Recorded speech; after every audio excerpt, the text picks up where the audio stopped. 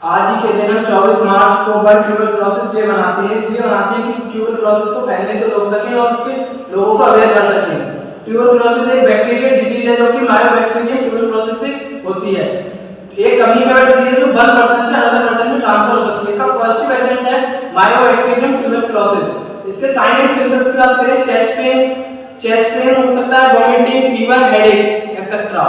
और इसके mode of transmission की बात करें, बाय रेस्पिरेटरी ट्रैक्ट के थ्रू हो सकता है, माउथ के थ्रू हो सकता है, एयर के थ्रू हो सकता है, कंटामिनेटेड फूड के थ्रू हो सकता है।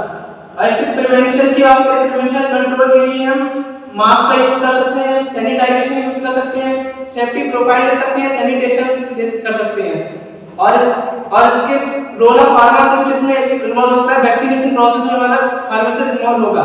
बीसीजी की वैक्सीन हम लगाते हैं और इसमें हम लोगों को आइसोलेट कर सकते हैं, सेपरेशन कर सकते हैं। Thank you. आगे की बात ट्यूबरक्लोसिस पे हमारे धीरे नहीं बताएंगे। आज 24 मार्च है, इसमें आज वर्ल्ड ट्यूबरक्लोसिस डे के बारे में हम बताते हैं।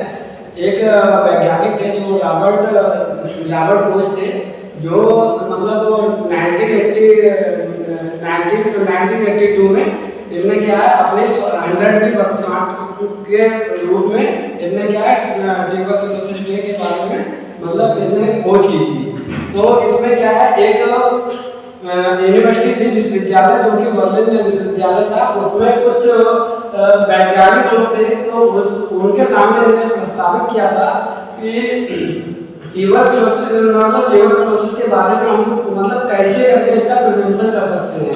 तो फिर इनने क्या करा था, कुछ जो वैज्ञानिक थे उनके साथ वहाँ पर चर्चा करके फिर उसके बाद उन्हें उसका ट्यूबरक्लोसिस के बारे में इन्हें उसका कैसे करके प्रिवेंशन करना है और कैसे उसका ट्रीटमेंट करना है, ये उसके बारे में बताया था।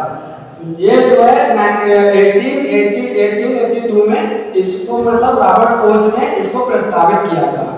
उसके बाद जो हमारे निखिल भाई साहब हैं वो कुछ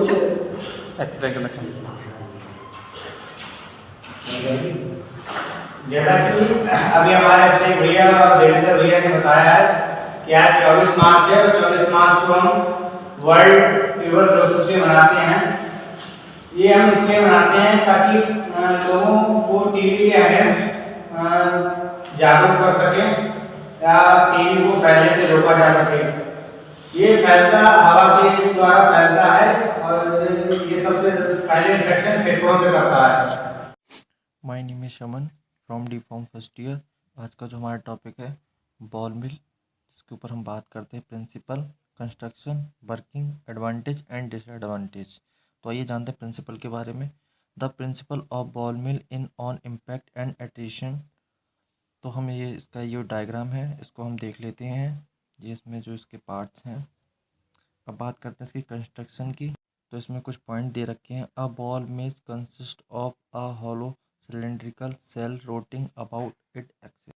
इस पॉइंट में हम जानते हैं बॉल मिल में एक खोखलाकार बेलनकार खोल होता है जो अपनी धुरी पर घूमता है। अब दूसरे पॉइंट की बात करते हैं।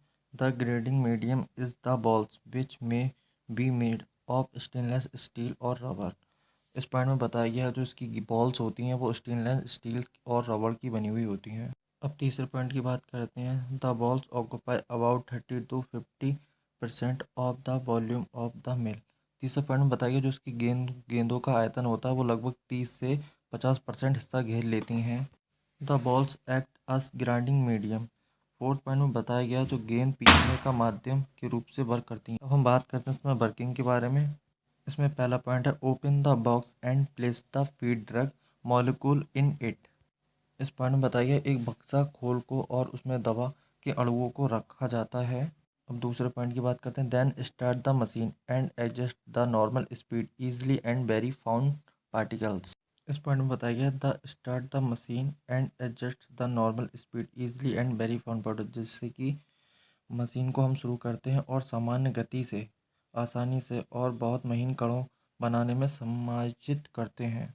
अब तीसरे पॉइंट की बात करते हैं। After reduction of feed stop machine then except out the material. Third point बताया गया फीड में कमी के बाद मशीन को बंद कर दें और फिर सामग्री को बाहर निकाल दें। देन हम बात करते हैं फोर्थ पॉइंट की। And separate out the ball from particles.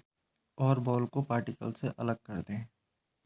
ये इसका डायग्राम एक और है, उसको हम देख लेते हैं अच्छे से, जिससे कि हमें पता चले इसमें कौन कौन से स्टेप हैं एंड मटेरियल एंड प्रोडक्ट जो हमें यूज़ किए हैं।